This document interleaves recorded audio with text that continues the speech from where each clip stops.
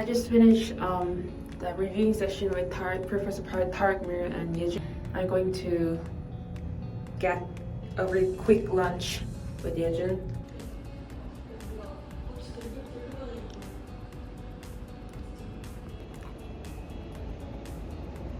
So I took many notes today also. So during the global history class, so today's topic was about how to make a stable society. So we learned about how the emperors use language, laws, and writings as tools for ruling. And we learned the ancient Chinese characters and Chinese characters and the Western alphabets, also the Hangul, and what's the difference between those languages, and then what is the intention behind that languages and the characters. So I realized the importance of story as a method of shaping our identity. So, for example, empires, they use story, for example, the epic poem, as a way of collecting and making the sense of belonging for people who were belong to that nation or that empire. And that makes me think that which stories have influenced me, which story affected my identity as a Korean. So I thought of many comic books and the storybooks that I read when I was in elementary school and maybe in kindergarten. And then also I thought the courses, Korean language courses, not only Korean language and literature courses that I have listened to for almost 12 years in the public schools. So okay.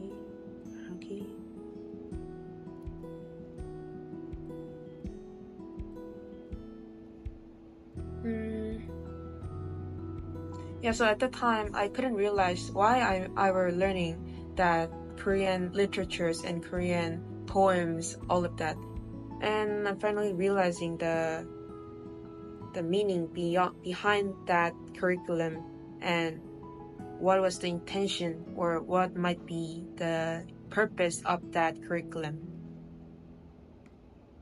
So it's really interesting to learn global history because I can view both myself and the world with the lenses of history. So what do I mean by lenses of history is that how historians view histories. So they view history with many different sources, like literatures, also the language and laws and the pictures, and the connections between other countries, like that. And also it's really interesting to connect those things to this contemporary society. So I also asked a question that, in the past there were the power dynamics were too kind of biased to one certain groups of people. For example, there were less or no historical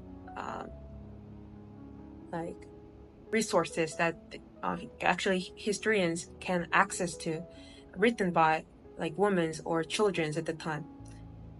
But in contrast, in modern society, everyone has access to the platforms or the medias where they can actually record their life. So right now I'm just recording my videos using my iPhone, and then I will going to upload this video to YouTube, and that's the way I'm producing and creating my own records. So I was wondering how the historians in the future how they gonna record or study or analyze the history in 21st century, like 2025? So were they going to incorporate all the different sources of data, SNS, news, or like there are also the things that not written as a language, for example, the voices or the pictures or the object itself, and many other things. So it's really like, for me especially, uh, this is the class that makes me think in diverse ways and makes me have a more like question about this world and how can I view or how can I absorb and interpret this world. Yeah. So this class I really like. I really like this class, and especially the professor. He's from the UK and he graduated from the Eton School, which is really like elite high school in the UK. So he can speak actually 10 different languages, and like his background, like he also has a kind of Indian background, Indian Pakistani background. So um, it's also really interesting to hear his own opinion and then his own perspectives about the global history and the UK also about the Korea and Japan like that. Second like class, I took a class with Professor Kwok, who is teaching us the database management. And today we learned about the difference between scrapping and API. Um, but like I already know kind of this topic, but it was kind of really cool recap or review session to make the frames in my mind about what can I do with APIs and what can I do with scrapping. Also, it was really good to see how she actually let students learn and practice and make the knowledge to their knowledge. So she asked us to create your own API interaction guide.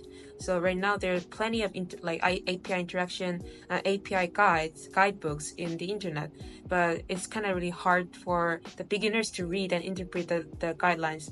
So she actually allowed us to read like different API documents and examine and extract common characteristics of those documents, and then design and outline your own API interaction guidelines. So it's really useful and meaningful activities to do to become more familiar to API documents.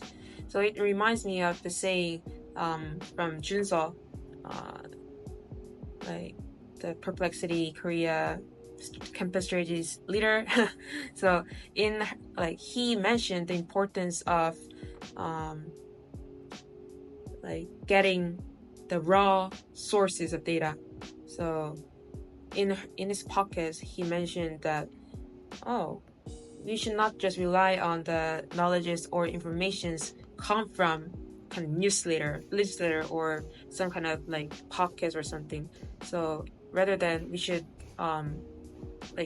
not should, but he mentioned the importance of read the API document by yourself or read the Twitters or X messages by yourself and then interpret that as your own ideas and knowledge. And then in doing that, we can think based on our own thoughts, not the interpretation of others. So it's really good. I think it's really a valid point and valid advice for many students in Korea. And yeah, cool.